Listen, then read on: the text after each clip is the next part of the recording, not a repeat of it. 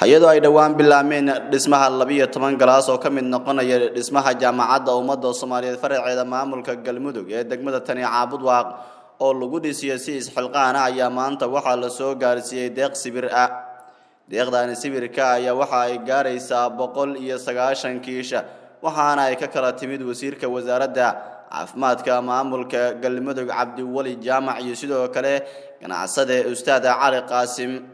wasiirka wasaaradda caafimaadka maamulka Galmudug Cabdi Wali ayaa soo gaarsiiyay jaamacadda ummadda Soomaaliyeed 100 kiish oo sibir ah halka ganacsade Ustaad Cali Qaasim uu keenay 90 kiish oo sibir ah waxaana markaasi lagu wareejiyay maamulka jaamacadda ummadda Soomaaliyeed faraceeda maamulka Galmudug ee degmada Caabud Waaq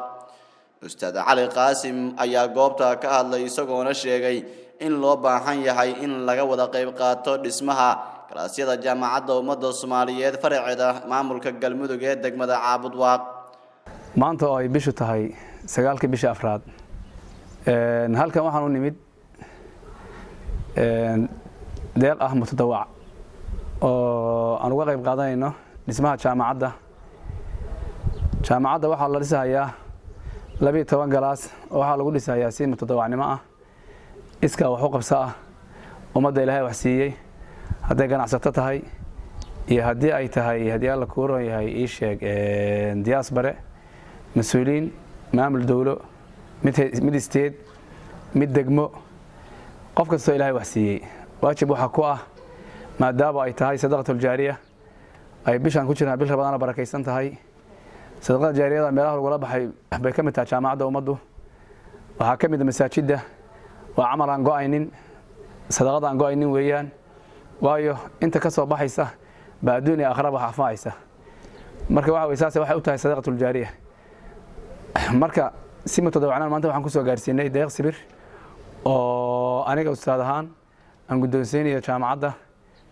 waa dhismaha ka qayb qaadanaya 90 kiish weeyaan oo Cumaan ah waxaan ugu talagalay 6 galaas oo hadda aasana socota in dhismaheeda lagu bilaabo ay ka qayb qaadato Amar Cabdi Tahliil oo Ahmad Xafiiska arrimaha bulshada jaamacadda ummadda Soomaaliyeed faraceeda Galmudug ayaa uga mahad celiyay wasiirka wasaaradda caafimaadka maamulka Galmudug iyo sidoo kale ganacsadaha deeqda ay kaga qayb qaateen dhismaha galaasyada cusub ee jaamacadda ummadda Soomaaliyeed faraceeda maamulka Galmudug maanta iyo taariikhda tahay 9 bisha afraad 2022 waxaan soo gaartay sibir 190 kiish ah waxaan soo gaarsiiyay 90 kamid ah sibirkaas ganacsade Ustaad Cali Qaasim oo kamid ah ganacsatada degmada Caabud Waaq 100 kiish oo kalena waxaan soo gaarsiiyay